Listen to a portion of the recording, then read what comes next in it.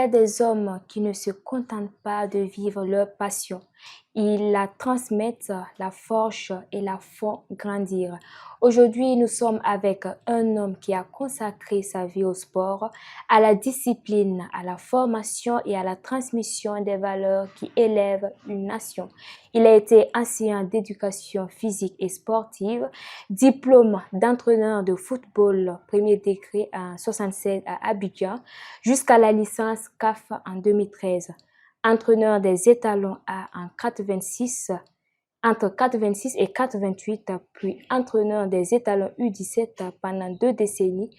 Avec ses équipes, il a disputé des tournois, remporté des médailles et dans l'ombre, parfois, il a contribué à écrire quelques pages de l'histoire de notre football. Aujourd'hui, il est à la retraite, mais son héritage demeure dans les regards, les gestes, la détermination des joueurs qu'il a formés. Nous avons l'honneur de recevoir aujourd'hui Monsieur Pouiri Webonga. Madame, Monsieur, bonsoir et bonsoir Monsieur Webonga. Bonsoir. Merci de nous avoir ouvert votre porte. Merci. Ok. Monsieur Webonga, vous avez été professeur DPS puis entraîneur. Comment s'est fait la transition entre ces deux fonctions? Merci bien. Enseignant d'éducation physique, Oui. surtout, ça veut dire que c'est le sport aussi, Oui. est inclus. Et nous avons reçu la formation de transmettre Oui. notre savoir-être, notre savoir-faire et notre savoir transmettre aux enfants. Et même dans cette situation, l'éducation physique qui est là pour amener l'homme physiquement à soutenir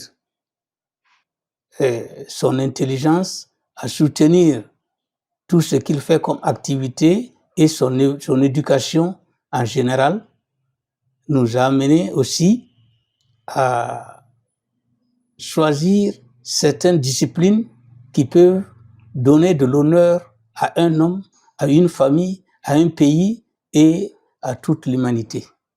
C'est ça qui m'a amené à opter pour le football et j'ai fait les diplômes pour pouvoir transmettre ce savoir-être, ce savoir-faire et ce savoir développer les intelligences et la compétence de tout un chacun qui sont les enfants et nous sommes certains qu'avec eux, on ne se trompe pas, ils seront capables de transmettre exactement ce que nous voulons leur donner.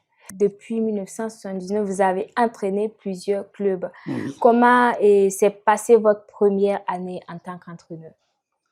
En tant qu'entraîneur, moi je suis arrivé à Dori, c'était la première, puisque c'était un collège tronc commun.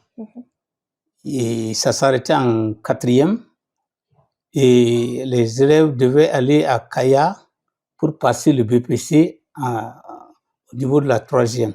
Quand je suis arrivé, j'étais le premier enseignant d'éducation physique. En même temps, j'enseignais les sciences naturelles, aujourd'hui c'est SVT. Donc j'enseignais 2 disciplines. SVT et IPS. Voilà. Ok. Et comme j'entraînais aussi les enfants, les gens sans ne disaient rien. Mais un jour, Dori avait un match contre Kaya. Et ils ont joué le match. Et je trouvais qu'un de mes promotionnaires qui portait le même survêtement, ils ont vu que c'est ce dernier-là qui entraînait Kaya. Et Kaya les avait battus. Quand ils sont venus, et ils se sont réunis, et ils sont venus me voir pour me dire, est-ce que moi je peux les entraîner aussi pour que désormais aussi ils puissent battre Kaya? Parce qu'ils ont vu la tenue. Oui, ils ont vu la tenue. En même temps. Sinon, c'était la première fois qu'il y avait un enseignant d'éducation physique à Dori. Ils m'ont demandé de les entraîner et je leur ai donné mes conditions. Puisqu'en ce moment, ce n'est pas affaire d'argent, mais c'est une affaire de discipline, d'organisation et d'essayer de se soumettre à l'effort que je vais leur demander. C'est tout ça. Ils ont promis. J'ai dit OK. Et nous avons lancé, et nous avons commencé les entraînements. Et ils ont été tellement fidèles et loyaux que nous avons pu progresser. Et c'est à partir de là que vous avez commencé. C'est à partir de là que j'ai commencé. Okay. Et on partait jouer à Waiguya, à Djibo, un peu partout. Et on est même parti jusqu'au Niger, à Terra. On va jouer des matchs là-bas. Ok. Et comment les équipes étaient organisées à votre époque? Bon, à notre époque, il n'y avait pas d'organisation. C'était moi l'acteur principal. Bon, les joueurs étaient là. Oui. Bon, il n'y avait pas de bureau comme ça. Mais comme on s'organisait bien, on s'entendait. Et l'administration, partout, on partait demander de l'aide, on nous aidait. Et même le médecin-chef de Dori, qui était un aîné du lycée Bambata, le lycée municipal de Ouadou, lui, il nous aidait avec, sur le plan santé, il s'occupait de nous et il nous fournissait beaucoup de médicaments pour les soins des joueurs. D'accord. Voilà. Vous avez également participé à des championnats. Et comment se déroulaient les championnats à cette époque? Oui, le championnat, c'était régional. Ok. Il fallait dépasser la phase régionale. Bon, on nous regroupait, il y avait Kaya, Dodoboïgouya, et puis Djibo, ainsi de suite. Quand vous en sortez maintenant, vous allez vous repartez pour jouer le championnat au niveau des choses. Mais Dori n'arrivait pas à dépasser Kaya, et Kaya qui nous représentait chaque fois. Et voilà. Pourquoi Dori n'arrivait pas à dépasser Kaya? Parce qu'on n'avait pas la matière comme Kaya. Kaya a eu des joueurs comme Royal. Il y avait un qui a joué en équipe nationale avec les étalons. Bon, et ils ont eu plusieurs joueurs et comme c'était un grand centre, bon, ils avaient beaucoup plus de compétences que nous, quoi. Mais nous, on arrivait à les battre de temps à autre et à faire des matchs nuls, mais on ne pouvait pas les dépasser comme ça. D'accord. Et vous avez entraîné également plusieurs, bon, on parlait tout à l'heure de Dori, en plus de Dori, il y a Football Club, il y a SCK et bien d'autres. Et parmi ces parcours, lequel vous a le plus marqué et pourquoi? En 1981, j'ai été affecté à Bobo, au lycée Ouézin Koulibaly de Bobo. Et quand je suis arrivé là-bas, bon, j'entraînais les enfants et quelques dirigeants de l'association sportive de fonctionnaires de Bobo, ASFB, et qui passaient de temps à autre m'ont vu et ils m'ont contacté pour que je puisse venir, en tout cas les épauler. En première année, 81-82, ils sont venus me voir. J'ai été adjoint de l'ancien entraîneur Sibru Ango. Ouais, ça c'est le célèbre joueur des silures. Bon, donc, et en 82, 83, 84, 85, je suis devenu l'entraîneur des fonctionnaires. Et c'est là-bas où tout le monde m'a connu. Et j'ai eu tous les joueurs, en tout cas, j'avais des joueurs qui étaient comme Amadou le Rouquin, Amadou Traoré le Rouquin, Sulama Fakié le regretté, et Lamouchi Kaboré et tout. J'avais 4 ou 5 joueurs, même Bangré Taïrou, qui étaient les Imassou Damien, et tout. Ce sont des joueurs qui étaient formés. Je les formais souvent au lycée Ouézin et en même temps dans fonctionnaire. D'accord. En ce qui concerne l'équipe nationale, l'un de vos succès récents est la montée du Real du Faso et de la D3 à la D1. Comment s'est déroulée la préparation et comment vous avez vécu ces moments? Bon, c'est pendant le confinement au niveau en 2020 que un de mes anciens joueurs est venu me voir ici pour me dire qu'il y a un monsieur qui voulait faire un centre de football, mais il voulait un entraîneur qui puisse former les joueurs pour qu'ils puissent les amener en tout cas, à monnayer leur talent au niveau, à l'extérieur du Burkina, sinon même au Burkina aussi. Et quand il m'a parlé, je ne connaissais pas le monsieur. J'entendais parler de lui, mais je ne le connaissais pas. Monsieur Ali Guissou. Et je lui ai dit, bon, ok, qu'il voulait voir si je pouvais donner mon numéro. Mais en ce moment, j'avais déjà opéré mon genou et j'avais des béquilles. Et je lui ai dit, bon, vu ma situation, c'était difficile, mais pour organiser, pour mettre tout en place, ça, je peux le faire. Et monsieur Guissou m'a rencontré Et à une réunion, il m'a appelé, il m'a rencontré, on s'est entendu. Bon. Et il me disait que bon, lui, il a pris que moi, je peux faire cela. J'ai dit oui, c'est possible. Je peux le faire, mais voilà les conditions que moi, je tiens. C'est pas qu'une affaire d'argent, c'est pas affaire de choses, mais c'est une affaire de discipline. Moi, quand je m'engage sur quelque chose, je vais jusqu'au bout. Et justement, quand on a arrêté l'équipe, nous avons commencé les entraînements et on s'est lancé aussi, comme c'était une équipe de 3e division.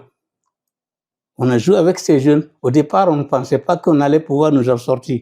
À Ouagadougou, il y avait 28 équipes qui étaient de Ouagadougou et reparties en 4 poules. Et nous avons pu sortir premier de notre poule. Wow. Et nous avons joué la demi-finale contre le CFO, qui est sorti premier de l'autre poule aussi. Et en finale, nous avons rencontré le Tenakuru de Koubrila. Et ils avaient 4 ans d'avance sur nous. Mais au bout de 4 mois, bon, avec l'expérience que moi j'avais dans les centres de formation, on est allé un peu plus vite. Et ce jour, on a joué. Sur le plan circulation de ballon, ils étaient au-dessus de nous. Mais sur le plan tactique et aller chercher le but, nous, on les a battus 3-2. Et monsieur Webonga, une autre page de votre carrière, c'est la défense des couleurs nationales aux côtés des étalons A et U17. Parlons de l'équipe A. Au niveau de l'équipe A, ça c'est la grande histoire. Moi, j'étais entraîneur de fonctionnaires et il y avait beaucoup de joueurs qui me connaissaient. Et j'étais revenu pour mon professorat adjoint au niveau de Ouagadougou, à l'INGEPS. Et en même temps, l'Étoile m'avait sollicité mes services et j'étais avec l'Étoile comme entraîneur titulaire de l'Étoile filante de Ouagadougou. Bon, maintenant, je pense que c'était le temps de la Révolution. En 86, un jour, je suis allé au terrain, au stade du 4 août, j'ai regardé une compétition d'athlétisme, je suis descendu, je partais et j'ai vu 2 militaires qui sont venus avec 2 kalachnikovs. Ils m'ont appelé, que le ministre a besoin de me voir. J'ai dit, le ministre, il dit oui. Et j'étais tellement étonné, j'ai dit, bon, ok. On est parti. C'était le ministre, le commandant Abdou Salam Kabouré, ministre des Sports. Quand je suis arrivé, il me dit, c'est vous, camarade Puri, Webonga? J'ai dit oui. Bon, il dit, à partir d'aujourd'hui, vous êtes entraîneur des étalons. Il a dit, mais camarade ministre, vraiment, ce ne serait pas facile pour moi. Parce que moi, je suis à l'école, je suis en formation. Deuxièmement, je suis entraîneur de l'Étoile filante de Ouagadougou. Si je devais prendre les étalons, ça va être vraiment un cafouillage. Il m'a dit, camarade Puri, qui peut servir la révolution, doit servir la révolution. Si demain, je ne vous vois pas devant mon bureau à 6 heures du matin, je saurai dans quel camp vous êtes.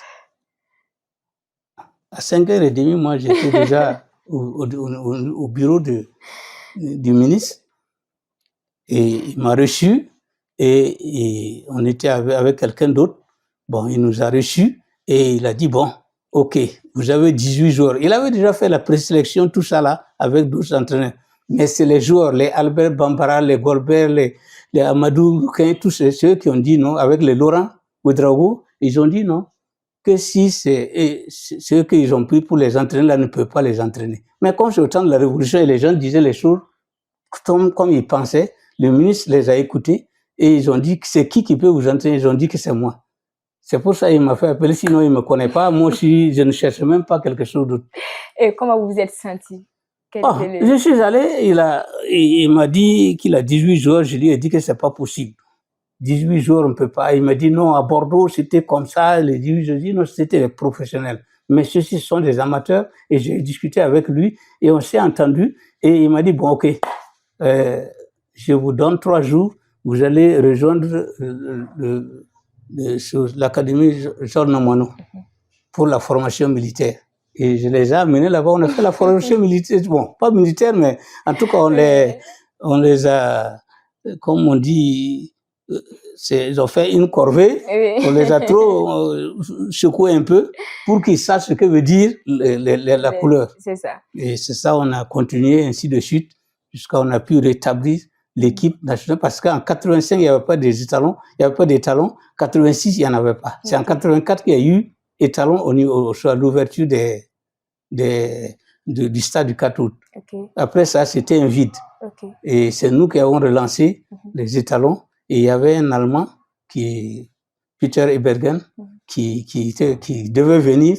Et moi, il m'a donné l'équipe. Et j'ai commencé à refaire les étalons. Okay. Et c'est ainsi de suite qu'on est relancé. Okay. Et c'est parti comme ça. Okay. Et quels étaient les critères de sélection pour qu'un joueur soit appelé en équipe A? Bon, en son temps, c'était des critères révolutionnaires au niveau de chaque club devait donner 2 joueurs, tout ça. On a même eu des gens de Boulsa, de Bouzanga et tout.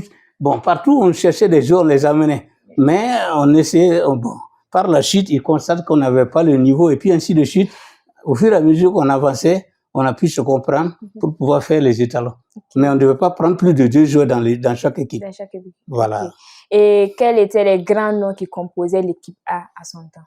Bon, les grands noms qui composaient l'équipe A en son temps, il y avait le gardien Laurent Ouedraogo, il y avait Golbert Kabouré de l'Étoile, Laurent Ouedraogo était de l'UJO, il y avait les Mohamed Vieux, les Imachou Gabriel, les Madou Rouquin, les fonctionnaires, bon, il y avait les Gambonais, et tous ces joueurs-là, c'était des grands joueurs, Jules Kadeba, le regretté, tous ces gens-là. En tout cas, c'était une grande équipe et on a fait un bon temps. En tout cas, jusqu'en 88, on a fait un bon palmarès. Et même, on a pris le tournoi que le pouvoir organisait pendant les festivités de 4 août. Là. Oui. On a battu le Bénin 1-0 en finale. C'était le but de Nimachou Gabriel d'ailleurs. Et il y avait Zico, Ouedraogo Kassoumji Zico. Oui. Voilà, tous ces gens étaient là. Avec les Brahma, les Malo, Kamou, tous ils étaient des joueurs des étalons. Wow. Quelle a été votre plus grande satisfaction à la tête de l'équipe A? C'est le jour où nous avons battu la Libye ici 2-0. On est allé en Libye, ils nous ont battu 3-0 sur un gazon synthétique qu'on ne connaissait pas.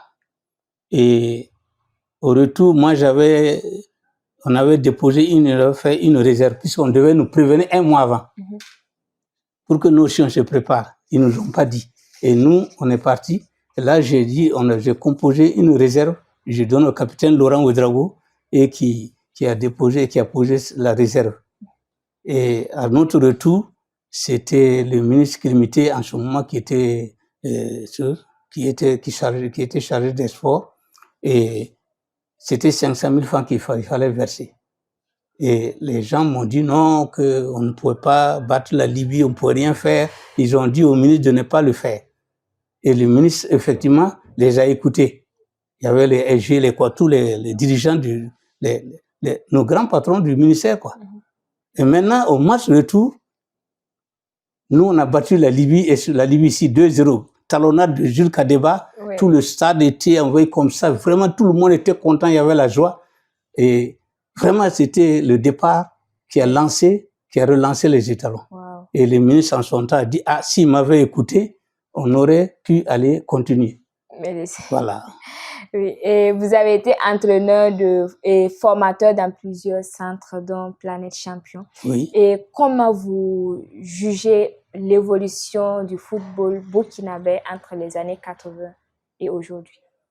Le problème qui est venu déranger le football, c'est l'argent. Quand l'argent rentre dans quelque chose, il y a des sous-entendus qu'on ne peut plus faire. L'honneur perd sa place, la dignité perd sa place et les gens sont obligés de se soumettre à des choses qui sont plus du tout dignes.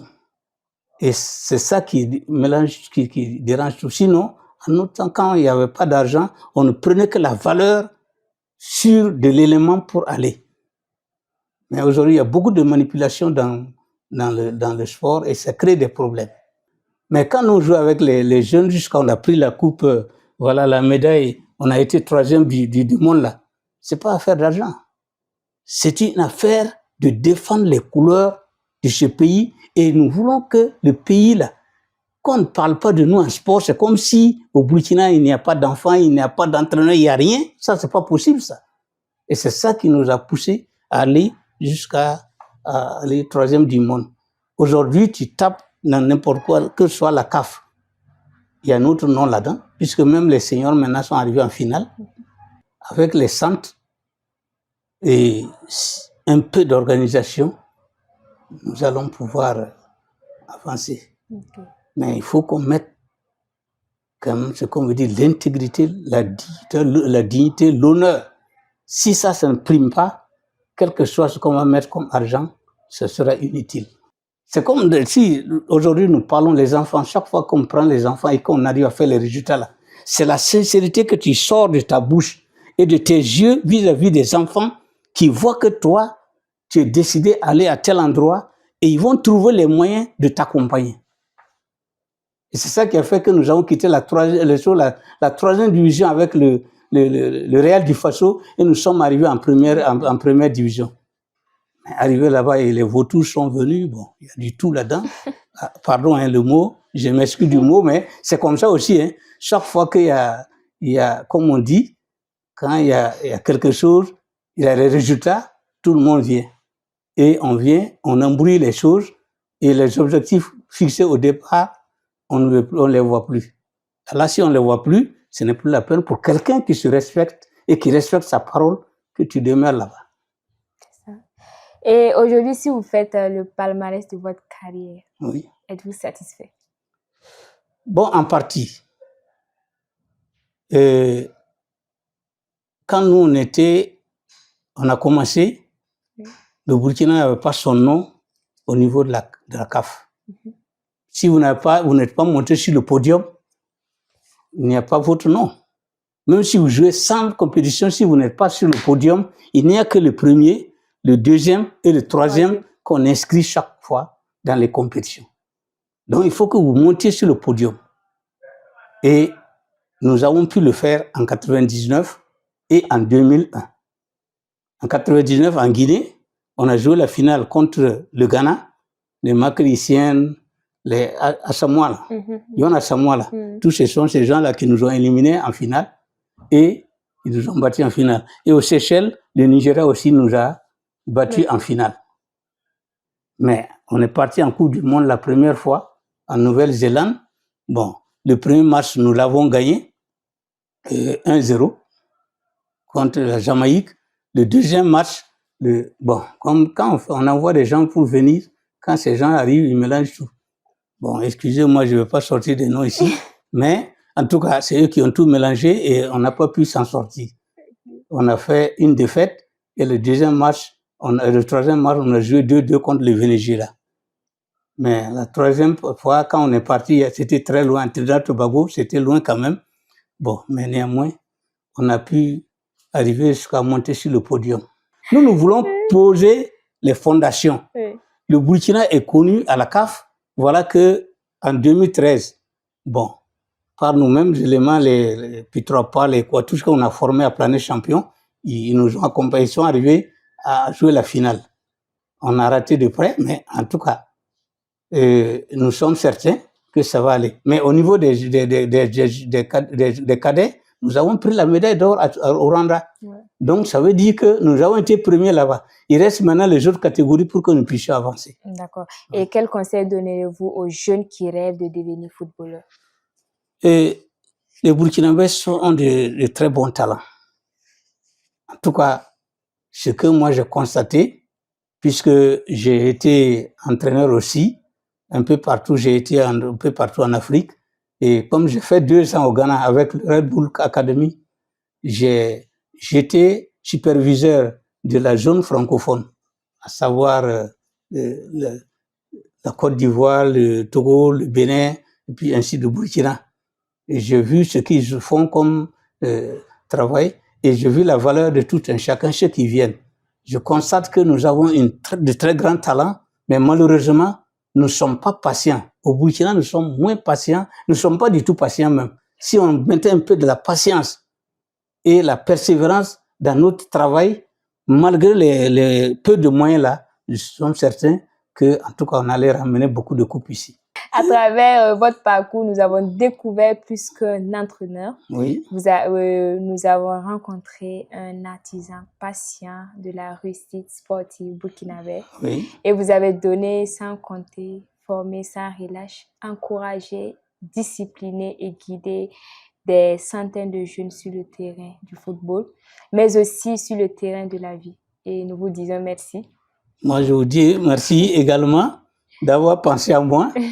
Bon, en tout cas, que Dieu vous donne les moyens de progresser et que nous puissions nous retrouver dans un studio. D'accord, merci beaucoup. Voilà. Et à vous, chers téléspectateurs de Fadima Web TV, merci de nous avoir suivis et à très bientôt.